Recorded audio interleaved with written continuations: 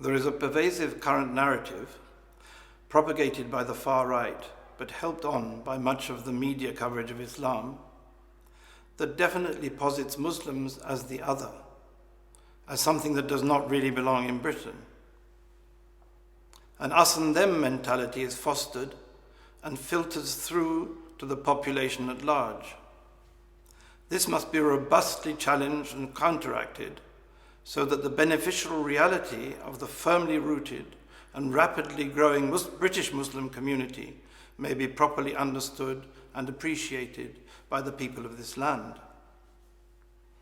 The fact that Christianity originated in exactly the same part of the world as Islam, and that St. George was actually a Palestinian, while logically incontrovertible as arguments for the right of Islam to be here, seem not to convince the population as a whole.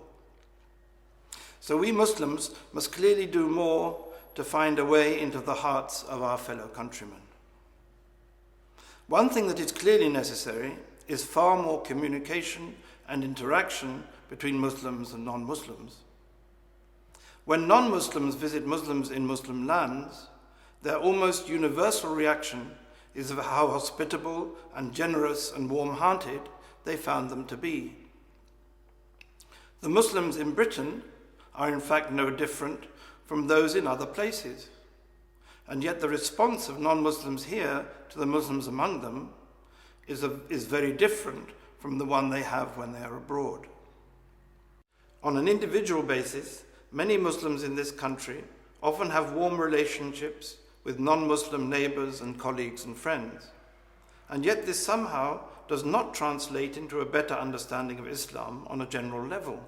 One main barrier to better understanding seems to be the popular misconception that Islam is a cultural phenomenon. I can see how non-Muslims might think this, but unfortunately, there are many Muslims who also view Islam in this way as well. The truth is that Islam is not a culture. It is essential that both non-Muslims and Muslims recognize this. Islam cannot be identified with any particular cultural form. What tends to happen over time is that many Muslims in a particular area tend to identify their own culture with Islam itself. They begin to think that if they abandon their culture, they are also abandoning Islam.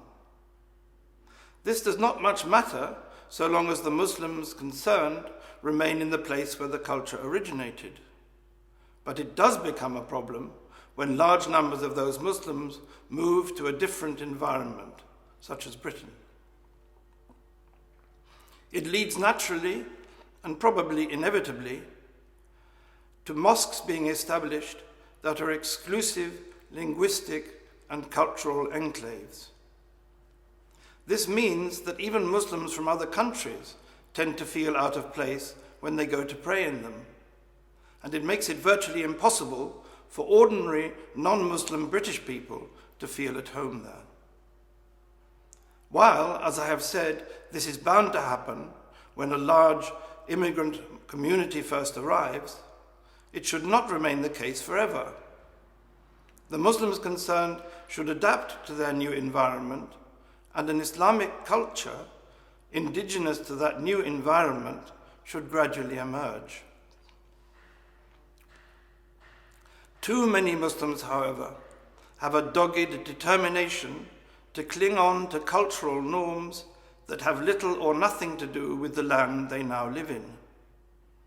This creates a hard and fast separation between them and most of their fellow countrymen, and indeed between them and many of their fellow British Muslims.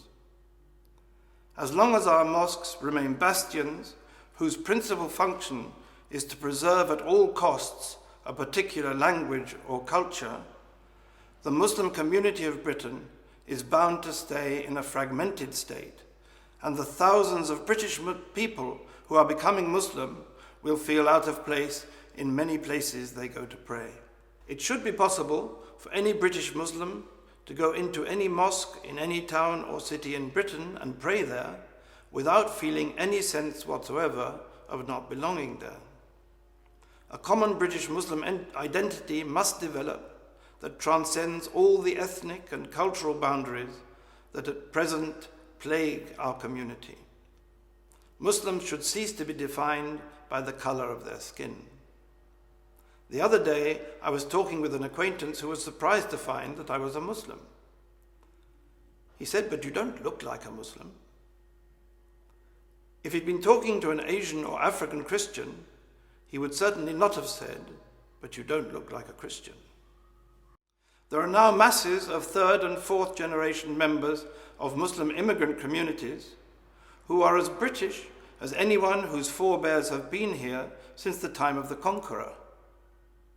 Many of them have had little contact with their grandparents' or great-grandparents' country of origin, and they are having an increasingly important impact on British society as a whole, in many professions and in every field of activity.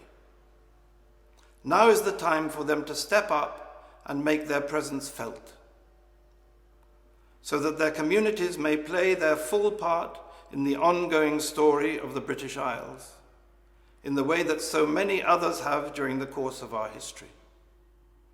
It should be as natural for a Briton to be a Muslim as it is for them to be a Christian, Jew, agnostic, or atheist.